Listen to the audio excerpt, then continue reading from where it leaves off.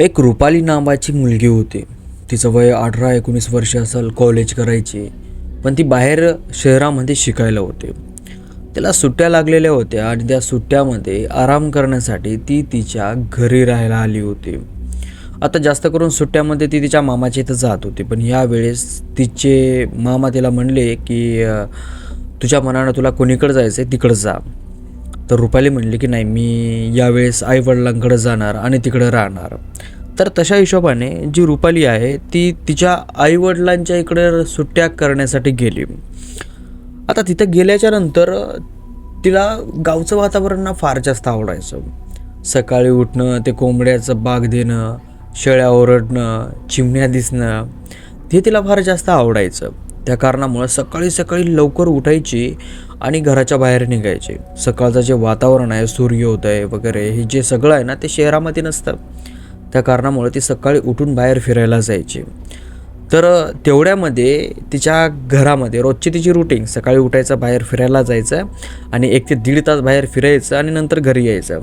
तर सकाळी सकाळी तिच्या घरासमोर एक माणूस येतो. थोडासा वेगळी वेशभूषा असते त्याच्या अंगावर आणि तो एक विचित्र पद्धतीचा दिसत होता.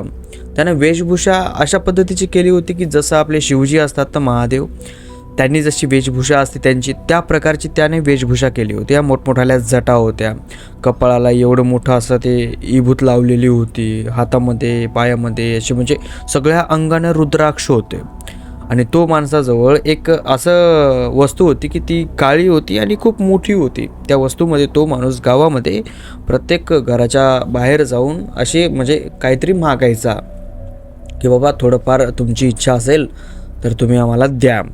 अशा प्रकारचं तो माणूस जाऊ मागायचा. तर ही थोडी बाहेर होती, वातावरण पाहण्यासाठी गेली होती. आणि तेवढ्यामध्ये तो जो माणूस आहे हिच्या घराबाहेर आला होता. आणि हिच्या घराबाहेर आल्याच्या नंतर तो माणूस हिच्या आईला काही खाण्यापिण्यासाठी मागत होता. तर ही तेवढ्यात घरापाशी आली आणि आल्याच्या नंतर हिने त्या माणसाकडं बघितलं तर हिच्या घराच्या समोर एक दुसरं घर होतं. आणि मग त्या घरातली बाई हिच्या अगोदर आली. मग ती आल्याच्या नंतर हा माणूस तिच्या घराकडं वळला आणि जसा 2-4 पावलं समोर गेला. आता त्या माणसाचं जे चालणं, वागणं, बोलणं होतं ना, ते थोडंसं स्त्रीसारखं होतं. म्हणजे माणूस होता पण त्याच्या मनात काही गुण स्त्रीसारखे होते. तर तो माणूस तिकडं चलत गेला आणि तिकडंच घेतल्याच्या नंतर परत तो हिच्या घराकडं वळला. तेवढं तिची आई बाहेर आली आणि हिची आई त्याला टाकणारच की हिला हसायला आवरलं नाही.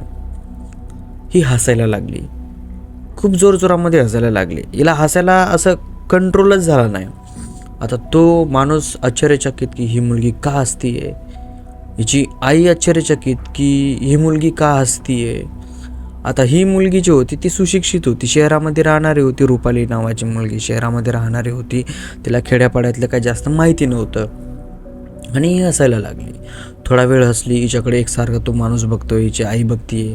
हसणं झाल्याच्या नंतर ही शांत बसली आणि घरात जाऊ लागली चुपचाप. मग तो माणूस म्हणला की मुले तू का हसत होतीस, मला एकदा सांग. हिची आई पण म्हणत होती तुला हसायला काय झालं आहे, कशामुळे हसत होती तू, सांग काय झालं तर. मग ही म्हणली जाऊ त्यांना, कशाला उगू करून काढायचं. तो माणूस म्हणलं की अगं सांग तू का हसतीयस. मग ही रुपाली त्या माणसाला म्हणायला लागली की ती शोकांती काय, हे असलं काही नाटकं खेड्यामध्ये चालतात, शहरामध्ये नाहीच चालत. काय नाटक लावले हो तुम्ही, येत आहे, भीक मागताय, धान्य घेऊन जात आहे, तिकडे विकताय आणि दारू पिताय. अरे एवढा मोठा पोशाख केला आहे जसा की महादेवाचा पोशाख आहे, अशा पद्धतीनं आता तुम्ही चालताय एखाद्या बाईसारखं. तुम्ही माणूस आहेत का बाई आहेत. आणि हे महादेवाचा पोशाख करणं कसला भाग आहे. तर तो माणूस म्हणला की हे बघ मुली, हा महादेवाचा पोशाख नाही आहे, हा महादेवाच्या भक्तगणांचा पोशाख आहे. आणि मी महादेवाचा भक्त आहे, मी त्यांची पूजा करतो, त्यांची आस्था करतो. आणि जे मी हे भीक मागतो ना, हे मी मंजूर केलेलं आहे, मी कबूल केलेलं आहे, त्या कारणामुळे हे भीक मागतो. तो म्हणले की हे असं काही नाही आहे. रुपाली म्हणले की असं काही नाही आहे, तुम्ही तुमची मजा करण्यासाठी हे सगळं करता, मला माहिती आहे. शहरामध्ये तुमच्यासारखे पाखंडी लोक ना खूप जास्त आहेत, खूप जास्त आहेत. आणि खास करून तुमच्यासारखे तर लईच जास्त आहेत. मला माहिती ते काय करतात. धान्य नेतात, विकतात, दारू पितात आणि मस्तपैकी आराम करतात. आणि तुम्ही पण हेच करणार आहे. तुम्ही उगं नाटकं बिटकं लावू नका. अरे काय फालतूगिरी लावली आहे. आणि महादेवाचं नाव कसलं घेता हो तुम्ही तुमच्या तोंडातून? भक्ती म्हणजे काय काय आहे भक्ती म्हणजे? तुम्हाला करता येते का भक्ती? एवढी जर तुम्हाला भक्ती असेल ना तर एखादी तुम्ही गोष्ट करून दाखवा, मग मी मान्य करतो. आणि ती रुपाली महादेवाबद्दल काही विचित्र शब्द यूज करते आणि हसते. आणि ती अशी म्हणते की मी फोटो बघितलेला आहे महादेवाचा, अर्ध्या शरीरामध्ये बाई अर्ध्या शरीरामध्ये माणूस, आणि या कारणामुळं तुझ्या बी शरीरामध्ये तसंच आहे आणि जे बी भक्त आहेत त्यांच्या बी शरीरामध्ये असंच आहे. म्हणजे ती हसली. हसल्याच्या नंतर त्या व्यक्तीला राग आला. तो व्यक्ती म्हणला की हे बघ मुली, तू अशी हसतेस ना, बरोबर नाही आहे. आत्ताच्या आत्ता माफी माग, नाहीतर मी तुला श्राप देईन. आता ती परत हसायला लागली, म्हणायला लागली या काळामध्ये आणि श्राप? अरे तू काय कुठला ऋषीमुनी आहेस का, कुठला तपस्वी आहेस की तू मला शाप देशील आणि मी मरेल? जुन्या माणसाची एक कहावत आहे बघ, मी ऐकली होती, कावळ्याच्या श्रापाने कुठं माणसं मरत असतात का? तर तशा प्रकारे तू बोलतोय मला. अरे जा तिकडे, तुला काय करायचं ते कर. मग तो माणूस फार रागावला.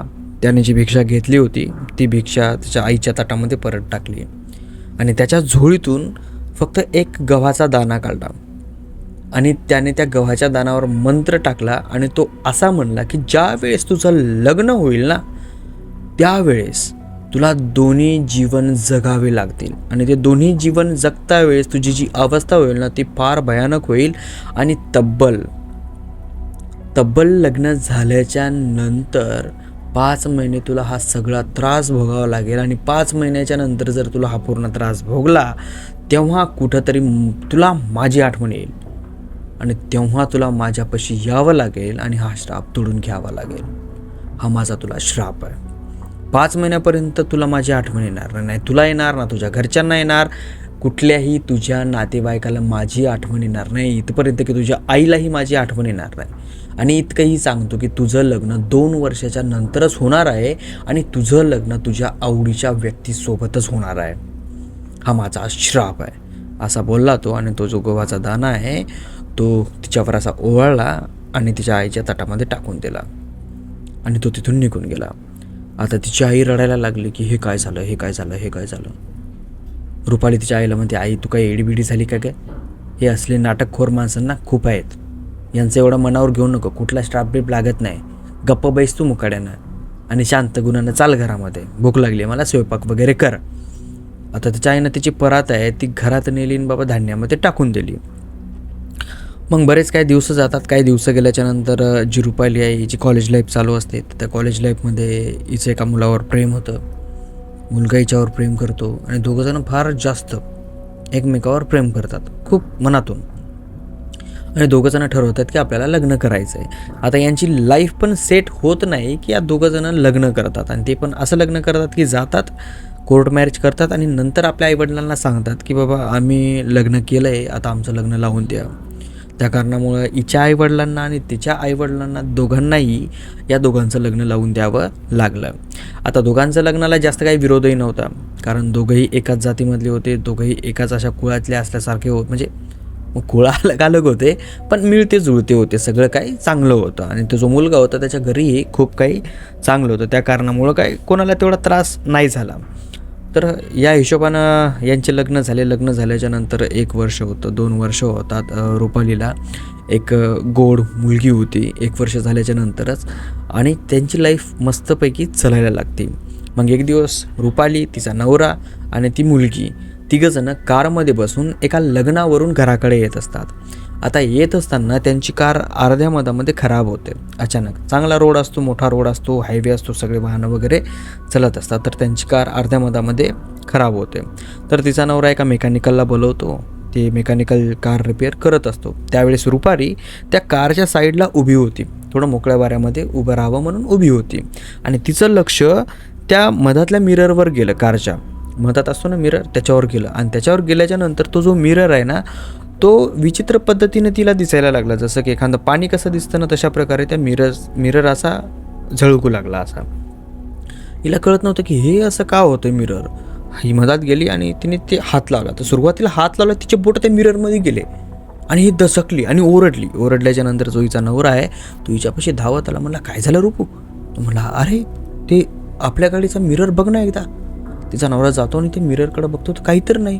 मग रुपाली पुन्हा त्या मिररपाशी जाते आणि हात लावते, तर आता काच होता तिथं. तर ही कन्फ्युजन होती की माझ्यासोबत असं का झालं आहे. आता जी रुपाली होती ना, तिला एक आदत होती. ती काय करायची, एक थोडंसं व्यसन करायची. एक छोट्या पद्धतीचं एक विचित्र व्यसन आहे, माझ्या काय डोक्यामध्ये येणं झालं, पण ड्रग्स टाईप थोडंसं व्यसन होतं ते. तर तशा प्रकारचं ती व्यसन करायची. आता यावेळेस तिचा नवरा तिला म्हणला की मी तुला म्हणायचो की हे असं व्यसन वगैरे करू नको, तू ऐकत नाही आहेस, त्याचे हे परिणाम आहेत, लागला असेल तुला, भासगीत झाला असेल. रुपाली म्हणली की हां ठीक आहे, मला बहुतेक वाटतं की तसंच काहीतरी आहे, भास वगैरे झाला वाटते मला. मग कार रिपेअर होती, दोघं तिघंजण कारमध्ये बसतात आणि आपल्या घरी येतात. आता यांनी एक गोष्ट नोटीस केली नाही, यांची जी मुलगी होती ती ना जशी जन्माला आली तशी मोठी मोठी होत गेली ना, ती एकदम सिली होती, कधीच कुठंच शांत नाही बसायची. पण तिथं ज्यावेळेस कार बंद पडली त्यावेळेस जी रुपालीची मुलगी होती ती कारमध्ये बसलेली होती मागच्या शीटवर, आणि ती एकसारखी बसलेली होती. ती कुणालाही काही आवाज करत नाही, ना कुणाला बोलते, अजिबात धिंगाणा करत नाही, काय नाही, एकदम शांत बसते. आणि ती घरापर्यंत येईपर्यंत शांत बसते. कार बंद पडेपर्यंत तिचा कलमा चालू असतो, उड्या मारणं चालू असतात, पण तिथून ती एकदम शांत बसते घरी येईपर्यंत. घर आल्याच्या नंतर कारमधून उतरतात, ती यांच्यासोबत घरामध्ये जाते आणि पलंगावर जाऊन अंगसुद्धा टाकते. तरीसुद्धा ती मुलगी परेशान करत नाही आणि ही गोष्ट त्यांच्या डोक्यामध्ये येत नाही. त्यांना वाटतं की सगळं काही नॉर्मल आहे. मग त्या रात्री ना सगळेजण मस्तपैकी झोपी जातात. आता हिच्या लग्नाला 2 वर्ष कंप्लीट व्हायलेली असतात आणि मग काय 2 ते 3 दिवस बाकी राहतात 2 वर्ष कंप्लीट व्हायला, दुसरी ॲनिव्हर्सरी येण्यासाठी. आता 2 ते 3 दिवसामध्ये याच्या मुलीचा जे स्वभाव आहे ना तो खूप शांत झाला होता, खूप शांत. 2 दिवसाच्या नंतर यांना म्हणजे थोडं नोटीस झालं ना की आपली बाई एवढी उड्या मारत नाही आहे, एवढा कल्ला करत नाही आहे, सुधारली का काय असं यांना वाटायला लागलं. आणि ती एकदम शांत होती. त्या कारणामुळं हे मस्तपैकी हॅपीमध्ये राहिले. यांची ॲनिव्हर्सरी आली, दुसरी ॲनिव्हर्सरी केली, केक वगैरे कापला, पाहुण्या म्हणजे जवळजवळच्या मित्रांना बोलावलं, साजरी केली ॲनिव्हर्सरी आणि सगळं काय ओके केलं. आणि त्या रात्री ते झोपी गेले. रात्रीचे 12 वाजून गेले. 12 वाजल्याच्या नंतर रुपालीची जी मुलगी आहे ती उठली आणि रुपालीच्या पायथ्याशी जाऊन बसली आणि रुपालीच्या पायाचे नख खात होते. आता नख होते तोपर्यंत रुपालीला समजलं नाही. आता असंही नाही की तिच्या पायाला असं पकडते आणि नंतर खाते, नाही, निव्वळ असं तोंडानं उकरू खाते तिचे नख. आणि नख संपेपर्यंत रुपालीला समजलं नाही, पण नखाच्या नंतरचं जे असतं ना ते खायला ती सुरुवात करते. तेव्हा रुपालीला आग व्हायला लागते. रुपाली झटकर आपला पाय सटकते आणि समोर बघते तर तिची मुलगी बसलेली आहे तिथं.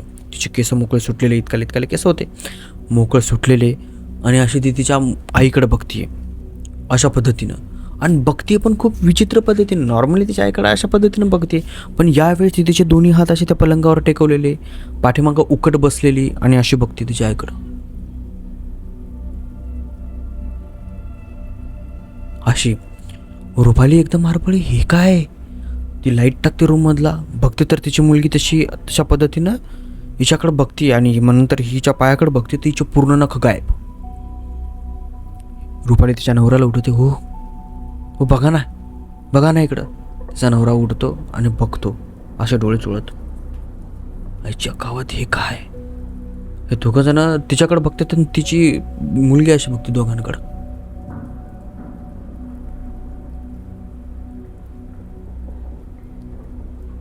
अशा पद्धतीनं आता रुपाली तिला म्हणायला लागती, परी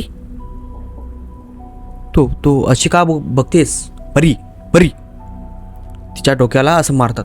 असं एकदम अशी हरबडते ती मुलगी डोक्याला मारल्याच्या नंतर. एकदम असं आश्चर्यचकित होती अशी, आणि आई म्हणून रुपालीच्या जवळ येते आणि रुपालीच्या छातीला लागते आणि अशी झोपी जाते. भीती ती. आता रुपाली तिचा नवरा पूर्णपणे कन्फ्यूज की हे काय प्रकार होता. आणि रुपाली तिच्या नखाकडं पाहते, तिच्या नवऱ्याला म्हणते की माझे नख खाल्लेत तिनं एखाद्या उंदरासारखे. हे काय? आता ती रात्र निवांतपणे जाते. आता ती रात्र गेल्याच्या नंतर दुसऱ्या दिवशी रुपालीचा जो भाऊ आहे तो घरी येतो आणि रुपालीच्या मुलीला त्याच्यासोबत गावाकडे घेऊन जाण्यासाठी म्हणतो. आता रुपालीचे पेपर्स वगैरे जे काय असतात, शाळा वगैरे सगळं काही झालेलं असतं कंप्लीट आणि सुट्ट्या लागायलेल्या असतात. तर रुपाली तिच्या मुलीला धाडून देते. मग तिची मुलगी तिच्या भावासोबत निघून जाते. आता त्यांच्या घरामध्ये आता फक्त दोघं जण, रुपाली एक आणि तिचा नवरा एक, असे दोघं जण त्या घरामध्ये राहत होते.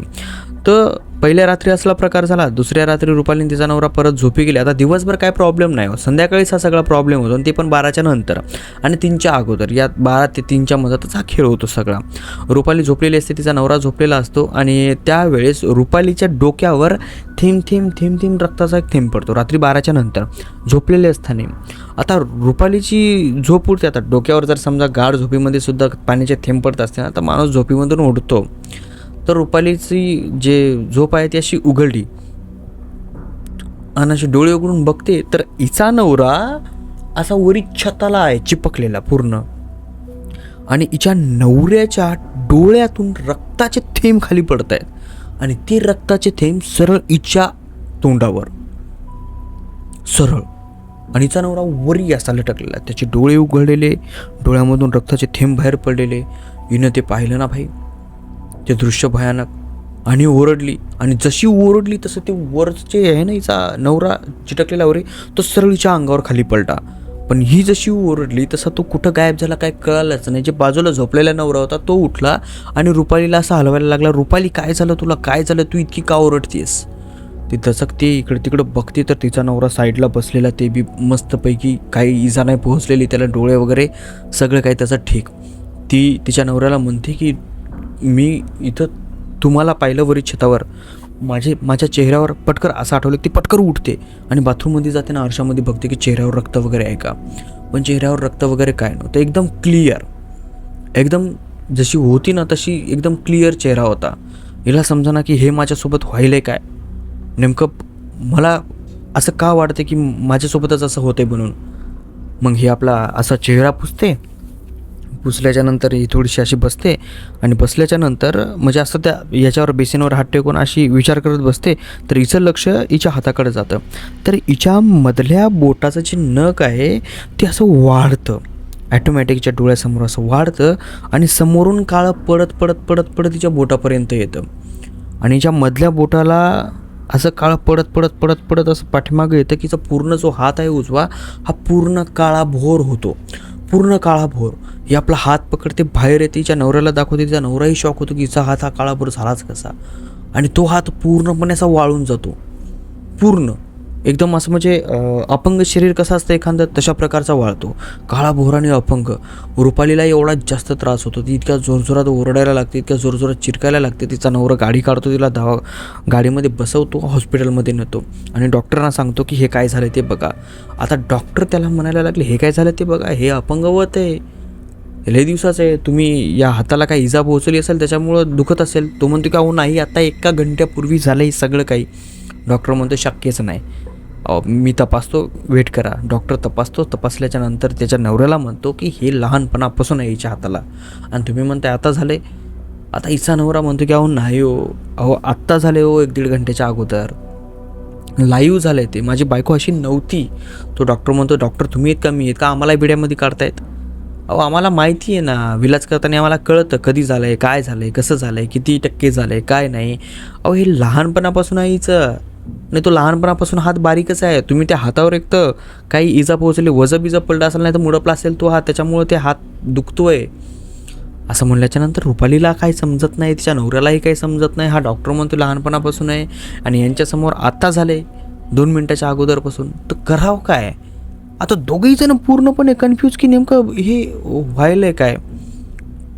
मग हॉस्पिटलमधून घरी येतात. घरी आल्याच्यानंतर रुपाली तिच्या आईला फोन लावते की आई माझ्यासोबत असं असं झालं आहे. तिच्या आईला कळत नाही की नेमकं व्हायलं काय म्हणून, म्हणजे नेमकं हे का आहे असं म्हणून. आता असंच हळूहळू हळूहळू हळूहळू हळूहळू काय होतं, रुपालीचं प्रत्येक शरीर असं वाटतं की ते बिघडेलं आहे, खराब झालेलं आहे. अशा प्रकारचं प्रत्येक शरीरामध्ये काही ना काही डिफेक्ट असा येतच राहतो आणि तब्बल 4 महिने तो डिफेक्ट येतो. आता 5वा महिना, आता तुम्हाला माहीत असेल 5 महिने ते श्राप हे त्या श्रापाचे पूर्ण लक्षण होते. आता राहिला 5वा महिना. 5व्या महिन्याचे शेवटचे दिवस चालू होते. 4-5 दिवस राहिले होते जे 5वा महिना संपणार होता. रुपाली तिच्या बेडरूममध्ये झोपलेली होती. तिच्याजवळ तिचा नवरा झोपत नव्हता. आता तिचा नवरा खाली झोपत होता दुसरीकडं, कारण की रुपालीचं जे पूर्ण शरीर आहे ते फार बिघडून गेलं होतं. तिचं पूर्ण शरीर असं वाळून गेलं होतं, चेहरा सगळा सुकून गेला होता. असं वाटत होतं की 70-75 वर्षाची एखादी लेडीज आहे आणि तिला खूप जास्त प्रमाणामध्ये तिचं शरीर असं कोंबून गेलेलं आहे, मोडून गेलेलं आहे. अशा प्रकारे तिचं शरीर असं वाटत होतं. तुम्ही बघितलं असाल बघा, 65 वेळा एका महिलेवर भूत काढण्याची प्रक्रिया केली होती, तर त्याच्यामधून तिचं शरीर खूप फार बेकार झालेलं आहे. यूट्यूबवर त्या महिलेच्या स्टोऱ्या आहेत. तर हिचं त्या प्रकारचं शरीर झालं होतं आणि 2-4 दिवसच राहिले होते 5 महिने संपण्यासाठी. तर ही हिच्या पलंगावर झोपलेली होती आणि हिचा नवरा खाली झोपलेला होता. तर झोपलेली असताना रात्री 12 वाजता हिच्या कानावर एक आवाज येतो हसण्याचा. आता तो आवाज ना हिच्या बेडरूमच्या बाहेरून येतो. असं वाटतं माणसाला की दरवाजाच्या बाहेर कुणीतरी आहे, ते हसते, तर तिकडून असं वाटतं ना माणसाला, तसं हिच्या दरवाजाच्या बाहेर कुणीतरी आहे आणि ते हसते जोरजोरामध्ये, असं हिच्या कानावर आवाज आला. हिचा नवरा साईडला झोपलेला होता. ही हिच्या नवऱ्याला हाक मारते, पण हिच्या नवऱ्याला ऐकू येत नाही. तो निवांत झोपलेला असतो आणि हिला स्वतःहून उठून तिथपर्यंत जाण्याइतकी हिच्या शरीरामध्ये ताकद नसते, कारण की गेल्या 4-4.5 महिन्यामध्ये हिच्या शरीराचा सगळा धिंगाणा वाजला होता. तर हिला ते आवाज हसण्यासारखा येऊ लागला. आता हिला कळना कोण आहे म्हणून एकसारखी त्या दरवाजाकडे बघते. थोड्या वेळाने तो दरवाजा उघडला जातो आणि त्या दरवाजामध्ये एक मुलगी उभी असते. मग ती मुलगी हळूहळू आत येते. आत आल्याच्या नंतर तिच्या चेहऱ्यावर प्रकाश पडतो. त्या रूममध्ये येत असतो ना थोडा थोडा तो प्रकाश, आणि तिचा चेहरा पाहिल्याच्या नंतर जी रुपाली आहे ती पूर्णपणे शॉक होते. तिला कळत नाही की हे कसं शक्य आहे. आणि तिची मुलगी आहे ते दुसरं कोणी नव्हतं, रुपालीच होती. 18 ते 19 वर्षाची. ज्यावेळेस ती तिच्या आईच्या इथं गेली होती, तोच ड्रेस, तीच हेअरस्टाईल आणि ते सगळं काही असं येते आणि ती हिच्याकडं बघून हसते. आता ती जसं जसं हसते ना तसं तिला आठवतं की आपल्यासोबत काय झालं आणि हे काय आहे म्हणून, आणि तेव्हा तिला समजतं की हे त्याचा प्रकोप आहे आणि सेम याच प्रकारे मी त्याच्यावर हसत होती आणि आज मी माझ्यावरच हसती आहे. हिला ते समजलं. हिला समजल्याच्या नंतर ती मुलगीच्या पाशी आली, हिच्या पलंगावर बसली आणि हिच्या चेहऱ्याजवळ चेहरा आणला आणि म्हणली, आठवले ना मी, आता ये माझ्याकडं, नाहीतर मरून जाशील. आणि ती मुलगी नाहीशी झाली. दिवस उजाडतो. हिचा नवरा हिला उठवतो, आंघोळ वगैरे घालतो, एका खुर्चीवर बसवतो. हिच्या नवऱ्याला म्हणते की मला आईला फोन लावून द्या. हिच्या आईला फोन लावते आणि सांगते की जे मी केलं होतं त्याचा हा प्रकोप आहे. तेव्हा तिच्या पण आईच्या डोक्यामध्ये येते का अरे बापरे, आता तिथं जावं लागेल, बघावं लागेल. आता त्या माणसाचं जे ठिकाण होतं ते ठिकाण स्मशानभूमी होतं आणि तो स्मशानभूमीमध्ये राहायचा. पण तो असा नव्हता की एका स्मशानभूमीमध्ये राहायचा, तो अलग अलग स्मशानभूमीमध्ये राहायचा. 8 दिवस इथं, 8 दिवस तिथं, 8 दिवस तिथं, 8 दिवस तिथं. तब्बल 15 दिवस लागले यांना तो माणूस शोधायला आणि 15 दिवसाच्या नंतर तो माणूस यांना दिसला. त्याच्याजवळ गेले. त्याच्याजवळ गेल्याच्या नंतर तो माणूस हिच्याकडे बघून हसायला लागला. असा हसायला लागला की जशी की रुपाली त्याच्यावर हसायला लागली. रुपालीला समजेना काय करावं आणि काय नाही. रुपालीच्या डोळ्यामधून अश्रू येऊ लागले.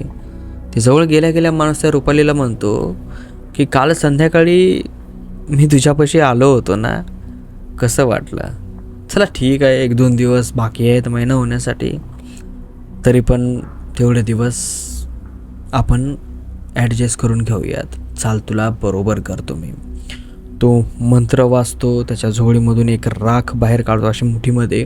त्याच्यावर मंत्र वाचतो, तिच्या अंगावरून ओवाळतो आणि एका जळत्या प्रेतावरती राख अशी फेकतो. ती जशी तिकडं राख फेकली तसं हिच्या शरीरामध्ये आग निर्माण झाल्यासारखी झाली. म्हणजे हिचं पूर्ण शरीर जळायला लागली, जोरजोरात ओरडायला लागली, चिरकायला लागली, असं हिच्या पूर्ण शरीराची आग व्हायला लागली. ही म्हणायला लागली की मला असं वाटतं की माझं शरीर पूर्ण जळतंय म्हणून, पूर्ण जळतंय म्हणून.